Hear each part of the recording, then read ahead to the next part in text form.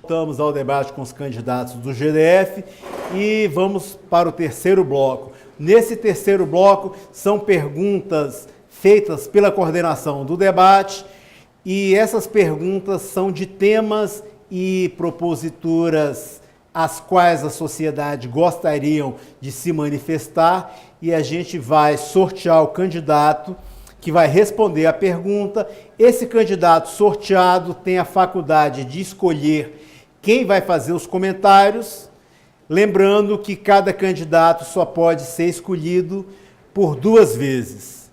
Vamos lá para o sorteio. Professora Fátima Souza,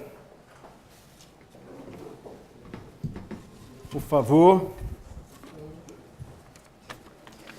Professora Fátima Souza, a senhora escolhe quem para comentar a pergunta? Alexandre. Casou bem. Professora Fátima, hoje nenhuma liderança da cidade se elege sem passar pelo estúdio de uma rádio ou TV comunitária. O que os senhores, as senhoras pensam da mídia comunitária do DF e quais são seus projetos para o setor? Por favor, professora Fátima, 2 minutos. 1 minuto para a sua... Perdão, desculpe, gente. 2 minutos para a sua resposta, 1 minuto para a réplica, 1 minuto para a tréplica. Tenho o maior respeito pelas rádios comunitárias, sou defensora desse instrumento para que a população possa ser bem informada e para que ela seja um dispositivo da sua educação.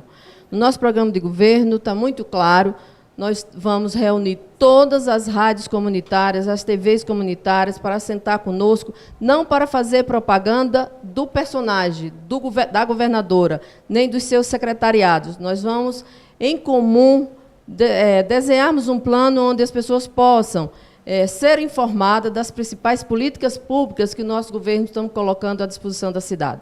Nós estamos falando da educação, nós estamos falando da saúde, da segurança pública, da cultura, da geração de emprego e renda. Então, eu tenho as TVs comunitárias, rádios comunitárias, como um nosso aliadíssimo para divulgar as ações de governo, para nos ajudarmos a educar a população, para nos ajudarmos a acompanhar, a monitorar as ações de governo, insisto, e não dos personagens da governadora ou do seu corpo dirigente. Então, tenho um carinho muito especial, falo não só como candidata, mas falo como professora universitária, sei o quanto isso é um real instrumento da nossa formação, da emancipação dos sujeitos, da autonomia, da liberdade do sujeito e, essencialmente, de um direito de cada cidadão de ser bem informado e de ter as informações em tempo real. Aproveito, inclusive, para parabenizar a TV comunitária pela sua resistência, insistência de enfrentar os grandes monopólios que sabemos das grandes mídias dessa cidade e das outras no Brasil afora. Viver 21 anos insistindo, resistindo e persistindo para que seja uma TV educativa, tem de nós, qualquer que seja o próximo governador. Guerra, 1 minuto, por favor. Rócio, da mesma forma, eu valorizo muito o trabalho de todas as rádios e TVs comunitárias por que passei, não foram poucas, foram várias. Agradeço aqui, inclusive, o espaço que você tem me dado nessa luta, um espaço, para mim, ainda mais relevante, porque tenho ficado fora das mídias tradicionais. Então, eu não poderia valorizar se estou, né, realmente sentindo na pele, né, a importância, né, se você tem um veículo alternativo que muitas vezes as mídias tradicionais impõem restrição em relação a determinados conteúdos. A gente, do Novo, a gente defende um livre mercado, a livre iniciativa, e não é diferente na questão da mídia. É importante ter concorrência, é importante ter e batalhar contra monopólios. E isso se aplica também às mídias. O monopólio ele é negativo para a sociedade, seja o monopólio público ou seja o monopólio privado, isso tem que ser combatido. Obrigado. Professora Fátima, por gentileza, conclua. minuto. Eu quero dizer que será fundamental no nosso governo a presença das TVs comunitárias. Mas aproveito aqui e peço ao candidato Alexandre Guerra que coloque no seu plano de governo a valorização das TVs comunitárias, dos rádios comunitários, e assuma o compromisso, viu, Alexandre, de público, que uma vez, se você ganhar e ser governador do Distrito Federal, não vai atender aos monopólios das grandes empresas dessa cidade, mas você vai estar lado a lado de TVs com essa natureza, com a responsabilidade que ela tem de fazer a formação dos cidadãos, de ajudar na formação das mulheres, inclusive das pessoas que estão em condições desiguais de acesso às informações. Diga que o seu governo vai ser realmente um governo democrático, um governo que vai estar à disposição da transparência pública e, mais do que isso, você se coloca como novo, e eu espero que o seja, que coloque as TVs comunitárias lado a lado do seu governo para ser um instrumento de prestação de conta do que você vai fazer como governador. Então, eu quero que você faça isso. Obrigado. Um minuto, Alexandre. Faço compromisso aqui em público, na frente da TV, e digo que já está no nosso plano de governo. A gente é contra o monopólio, seja em qualquer setor da economia, inclusive no setor de mídia.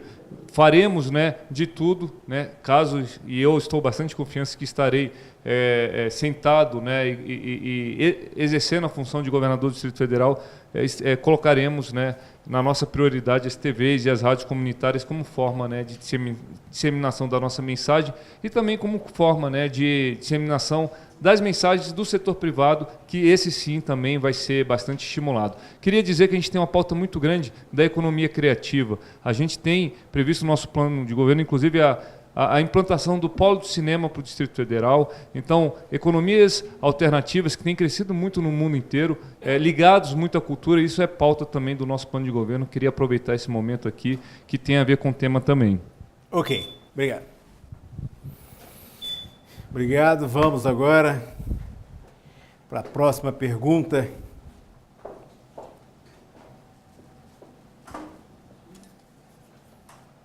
Quem vai responder a pergunta? Júlio Miragaia.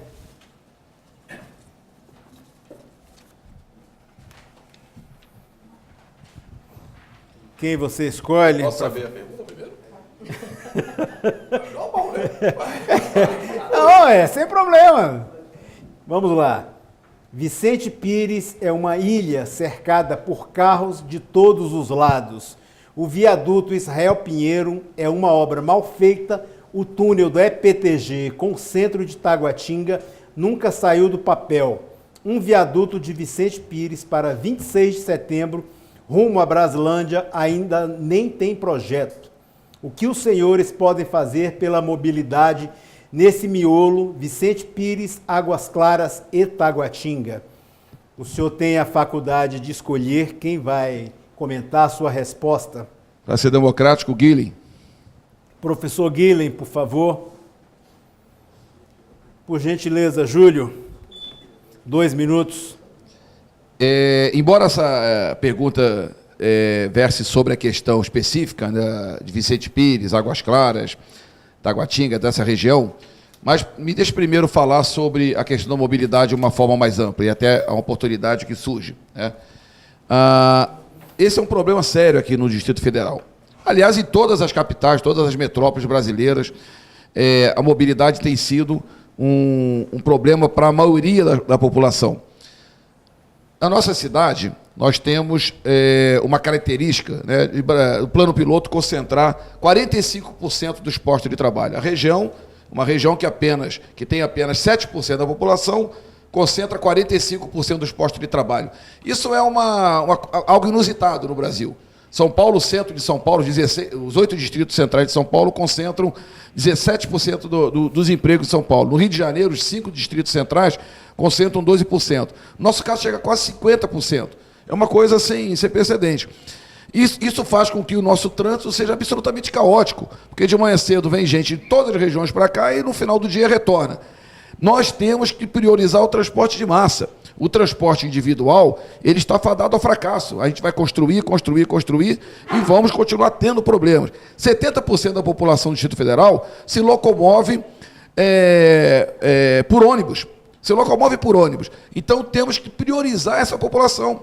Foi o que o governo do PT passado fez. Construiu 49 quilômetros de faixa exclusiva. Fez o BRT na direção sul, Gama e Santa Maria. Fez os projetos do BRT Oeste e o BRT Norte e Nordeste, que o governador diz que vai começar a fazer no próximo ano, quer ser reeleito, mas não vai fazer porque ele não vai ser reeleito. Quem vai fazer vai ser a gente, porque o projeto foi feito no nosso governo.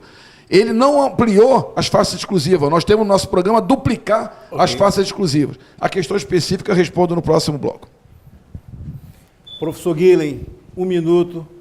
Olha só, a proposta nossa é rapidamente investir também em aumentar o número, a circulação de ônibus e viagens por ônibus. Porque não basta apenas ter um investimento de obras sobre os carros. A cidade nossa está estrangulada.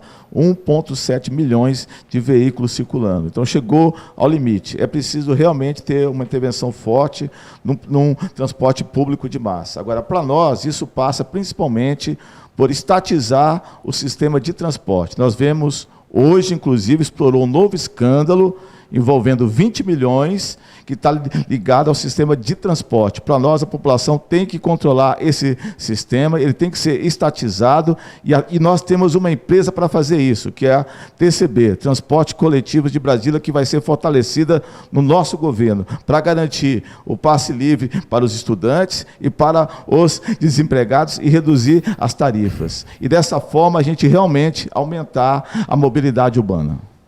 Obrigado. Júlio, 1 minuto. Eu acho que nesse caso que foi colocado, né, que o eleitor colocou, eu acho que realmente temos que buscar alternativas para melhorar o trânsito nessas localidades, tá certo? E aí, o que for necessário fazer, eu acho que deve ser buscar fazer. Agora, o fundamental é investir no transporte público. O ideal seria investir em metrô, mas metrô é muito caro. Metrô aqui a gente não tem a densidade, como tem São Paulo, por exemplo, para fazer uma expansão grande do metrô. A gente vai ter sempre um déficit muito acentuado. O BRT é uma alternativa muito mais barata que o metrô e atende plenamente a necessidade da população de um transporte coletivo de qualidade, né, e que atende a massa de trabalhadores no eixo oeste, Ceilândia, Taguatinga, Brarlândia, e no eixo norte, Planaltina, Sobradinho. Da mesma forma, acho que a duplicação das faixas exclusivas. O trabalhador leva muito tempo no transporte de forma... ele já é exausto, sai do trabalho e tem que ir para a sua residência à noite. E a gente tem que fazer com que esse transporte seja de melhor qualidade e maior comodidade para o trabalhador. Ok. Guilhem, 1 minuto. Então, essa é a nossa ideia básica. Eu acho que o transporte hoje se resolve por isso. Se a gente não tiver uma política que retire os carros da rua, e para isso a população tem que ter acesso a um transporte público de qualidade. Para nós, esse transporte ele tem que ser realmente público, controlado pelos trabalhadores e pelo povo, né? E não apenas... como existe hoje. Hoje, o governo dá milhões de subsídio para as empresas, elas montaram um cartel, são 5 megas empresas que cobram a tarifa mais cara do país, inclusive, prestam um péssimo serviço à população e não estão preocupadas em realmente dar uma qualidade sobre o transporte. Porque o que importa para eles é o lucro fácil. E lucro fácil significa o seguinte: menos ônibus rodando e mais lucro. Nós vamos acabar com isso, estatizando todo o sistema de transporte público do DF. Obrigado, pessoal. Vamos agora para o próximo. Próximo candidato, Renan Ruda.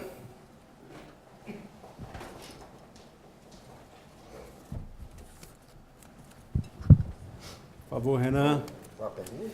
A pergunta é tão pequenininha aqui nesse horário. A crise hídrica recentemente vivida pelo DF foi um nítido sinal da necessidade de medidas de longo prazo e de conjunto para a temática ambiental. Quais são as suas propostas nessa área? Quem você escolhe para fazer o comentário? Pode ser o Guerra. Guerra. Já foi escolhido por 2 vezes. Por favor, Renan, 2 minutos para a sua resposta. Bom, a questão da crise hídrica, a questão do transporte, a questão da educação, a questão da saúde, a questão dessas necessidades fundamentais da população, elas estão diretamente ligadas com a destinação das verbas de acordo com os interesses dos governos, de acordo com os interesses de quem são verdadeiramente os donos do governo, o grande empresariado, o Estado capitalista, o Estado burguês. Então, tudo é feito de tal maneira que se transforme numa política de lucro.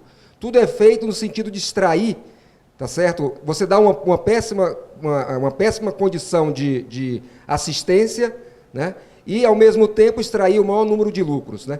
A questão da água, a questão hídrica, é uma situação clara dessa aí, né? Você não se tem interesse em fazer obras que não dão visibilidade. Então, você trata de aumentar o valor da água, você trata de transformar o abastecimento de água nas cidades mais carentes, uma verdadeira guerra, porque as pessoas não têm direito à água, né? A água não chega para aquelas comunidades, ela é privilegiada para os setores mais ricos da sociedade, ou seja, não é uma política, de fato, de você atender aos interesses da população. Nós defendemos que só a população organizada, só os trabalhadores mobilizados é que podem ter uma política pública que atenda de fato os seus interesses, né? Como a coisa é colocada hoje, é uma política que vem para privilegiar determinados segmentos, que vem para privilegiar quem de fato tem recurso na sociedade, não a população. A população sempre vive à míngua, a população é a mais penalizada em todos esses processos que estão aí colocados, dessa situação toda que eu coloquei, né, nos diversos aspectos. Ok. Guerra, 1 minuto para sua... Bom, a solução é a gente concluir a obra de Corumbá, que já foi iniciada pelo atual governo. A gente precisa concluir uma obra que se atrasou muito, que já deveria ter sido feita lá atrás no governo Roriz. Essa é uma solução remediadora, certamente, né? A gente tem que rever um pouquinho a política de consumo de água que a gente tem aqui no Distrito Federal. É importante uma conscientização para reduzir o consumo pela população. Sou muito contra a adoção, a política adotada pelo atual governo em relação à crise que teve, que não conscientizou a população para reduzir o consumo e, muito pelo contrário, fez aquela descontinuidade da oferta da água que acabou atingindo mais o pessoal mais carente do que os ricos que ampliaram suas caixas d'água. Então, esse é um ponto. Outro ponto é ver a questão da agricultura e implantar novas formas, e já existem tecnologias para que reduza o consumo da água sem prejudicar a produção na questão no campo. Obrigado. 1 minuto, por favor. Aqui nós temos um exemplo emblemático aqui no DF de como a política é de favorecer o grande empresário. É a questão de Águas Claras, né? Águas Claras é uma região que era carregada de minas que tinha ali e que, em nome do interesse econômico, em nome do lucro, simplesmente eles aterraram tudo. Essa é uma política consciente, que é feita pelo capital. Eles não estão preocupados em dar condição de vida para o trabalhador. Eles não estão preocupados em defender os interesses da população. Aqui no Brasil, hoje, com o golpe, a gente está vivendo aí a privatização do aquífero Guarani.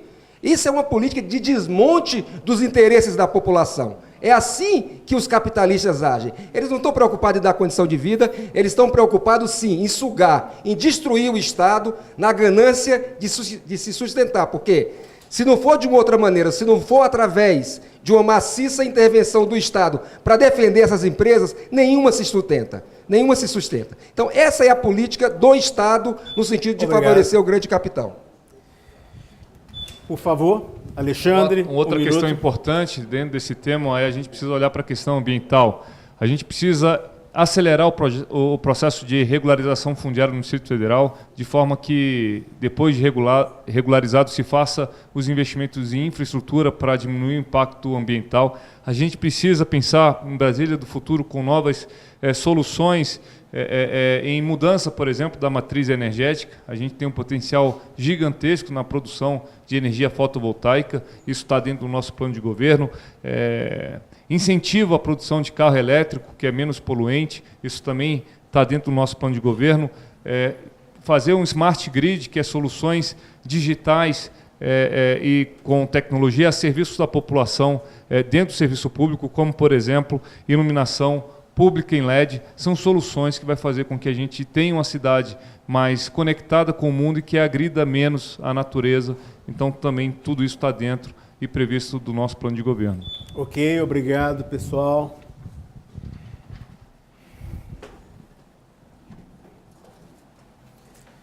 O próximo a responder, Antônio Guilhem.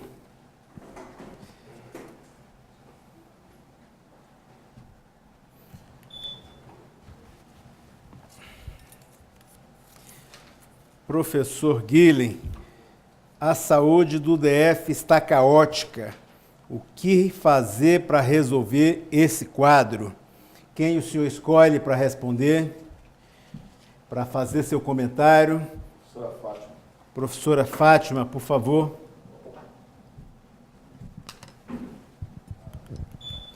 Professor Guilhem, 2 minutos para a sua resposta.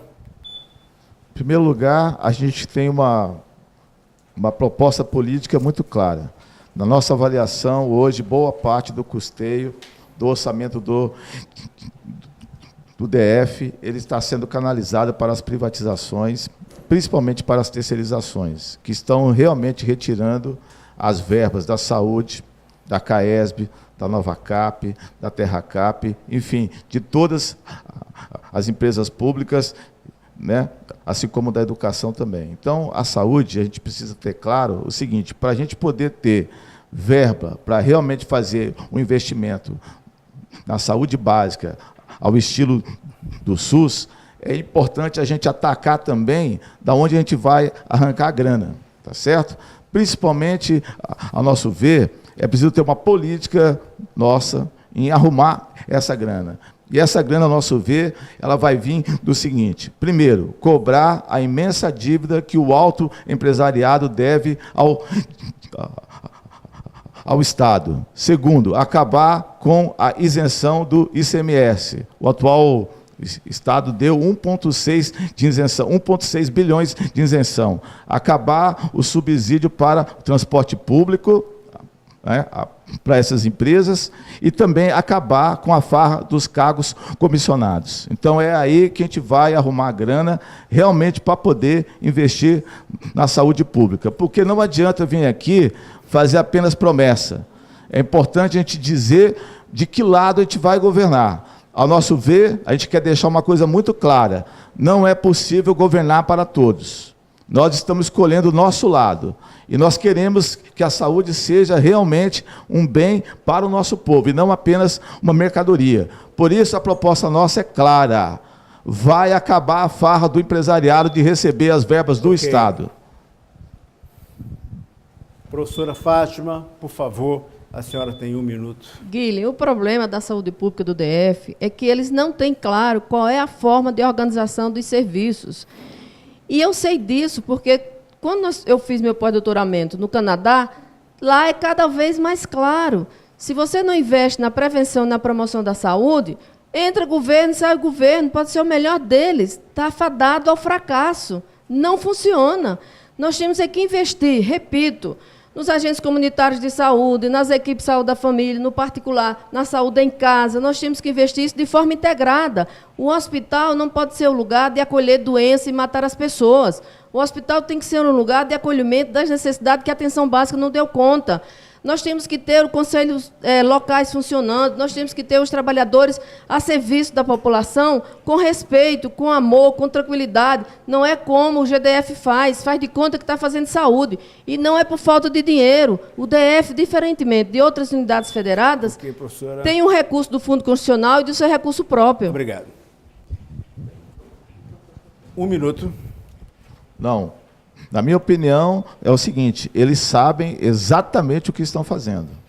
Eles estão criando hospital, instituto, hospital de base, eles estão privatizando a saúde pública. Eu acabei de dizer, a maior máquina de superfaturamento de contrato, desvio de verba e corrupção são os processos de terceirização. É aí que o alto empresariado está ganhando muito dinheiro em Brasília. E a proposta nossa é muito diferente da sua, Fátima, porque a proposta nossa, nós não acreditamos que é possível humanizar esse sistema.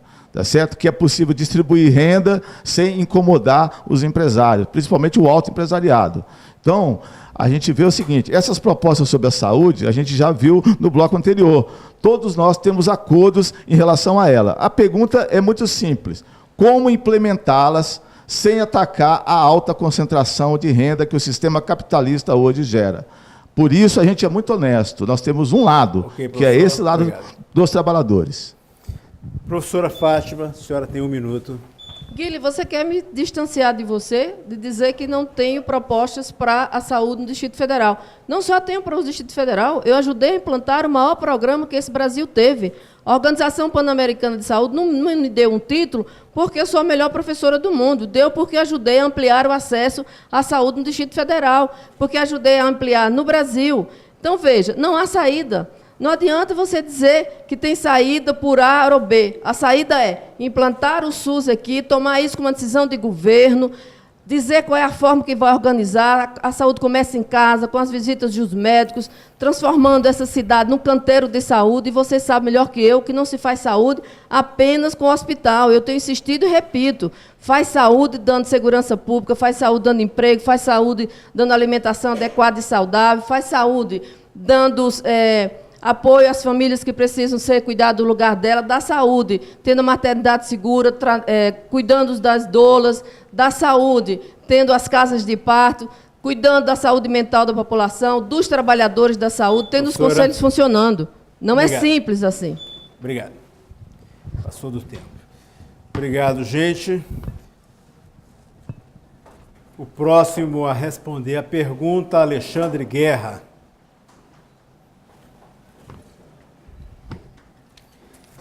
Por favor, Alexandre. Pergunta? A infraestrutura no transporte do Distrito Federal está ruim, com viadutos caindo. Qual a sua proposta para resolver essa questão? Júlio.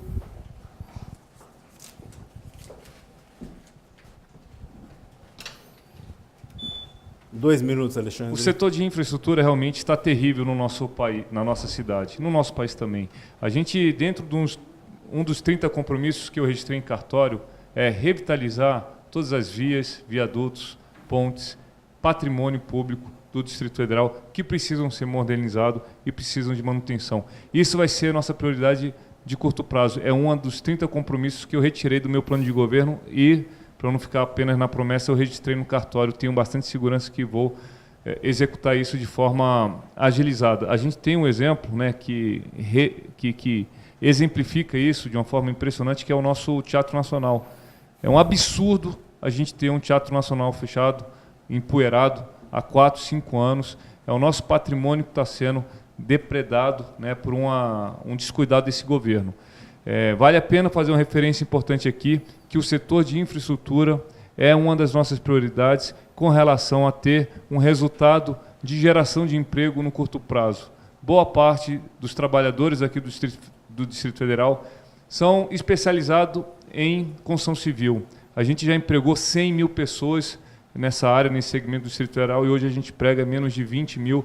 Então, a nossa ação de desenvolvimento econômico, de geração de emprego de curto prazo está destravar os projetos de investimento, projetos de infraestrutura, PPPs, que estão parados na mesa do burocrata, esperando uma assinatura para que eles voltem a acelerar e a gente volte a ter desenvolvimento, a gente ter avanços, né, na nossa infraestrutura no Distrito Federal e que isso reflita, obviamente, geração de emprego e que vai acabar refletindo também nas outras áreas, porque se esses 100 mil funcionários voltarem a ficar empregados, eles vão ir de novo para restaurante, vão de novo estar indo para os cabeleireiros e a gente vai ter de novo o ciclo da economia voltando a girar no Distrito Federal, que está estagnado há 10 anos. Obrigado, Alexandre. Professor Júlio. Guerra, desculpa, eu não gosto de fazer isso, mas deixa eu corrigir esse número, né? O máximo que a gente gerou aqui de emprego na construção civil foram 95 mil, e hoje são 60 mil, né? Tem uma queda grande, de 35 mil, mas não é nessa dimensão. É um setor importantíssimo, né, para a recuperação da nossa economia, eu não tenho dúvida disso. E essa queda está associada à queda a desidratação do programa Minha Casa Minha Vida. Esse programa foi praticamente desarticulado pelo desgoverno Temer. Então, ele é de fundamental importância, mas também o investimento em infraestrutura de toda ordem. Por exemplo, o BRT do Gama e Santa Maria, ele gerou alguns milhares de empregos. E se a gente implementar o BRT para a região oeste, o BRT para o norte e nordeste, com certeza milhares de empregos vão ser gerados. Na questão das faixas exclusivas para ônibus, também empregos, centenas de empregos vão ser gerados nessas construções. Obrigado. Por favor, Alexandre, 1 minuto. Bom, os números que eu tenho são que hoje o setor emprega 20 mil pessoas, talvez a gente esteja dados diferentes, e quase 100 mil pessoas, 95 mil, já foram empregadas. E é importante dizer que a gente está aqui falando de investimentos vindo da iniciativa privada. Isso não é uma tarefa e uma função apenas de Estado. A gente precisa fazer parcerias públicos-privadas para fazermos os investimentos que a cidade precisa. No nosso plano de governo, a gente tem descrito e previsto a ampliação do BRT indo para Sobradinho. A gente tem descrito também a construção de faixas exclusivas, faz parte, e a gente tem a gente defende a aprovação da PPP, que já se inicia nesse atual governo, que está parada durante algum tempo, da Interbairros, que liga, aterrando as linhas de transmissão Samambaia até o plano piloto, desafogando as vias paralelas. Obrigado. Por favor, Júlio, 1 minuto. Universidade de 60 mil é da pesquisa de emprego e desemprego da Codeplan. Esse eu conheço bem, presidi a empresa e acompanho esses dados ainda hoje. Mas voltando à questão dos investimentos, o investimento em infraestrutura ele tem um papel fundamental na propagação do emprego para outros segmentos. Essa é uma das grandes vantagens do investimento em infraestrutura. E aí é importante frisar que cabe ao Estado, sim, o investimento em infraestrutura. Porque o setor privado ele não vai atrás do investimento que tem um retorno demorado, não dá um retorno. Por que o setor privado não investe na construção de metrô? Você não tem canto nenhum, porque o retorno do investimento no metrô é demorado, não dá rentabilidade que o setor privado espera. Por isso que ele investe em ônibus, que dá uma rentabilidade muito mais rápida e uma rentabilidade maior. Então o Estado tem sim que assumir responsabilidade em dotar a cidade de infraestrutura necessária, não só para a mobilidade, como também para atrair investimentos na atividade produtiva. Obrigado, senhores. Obrigado.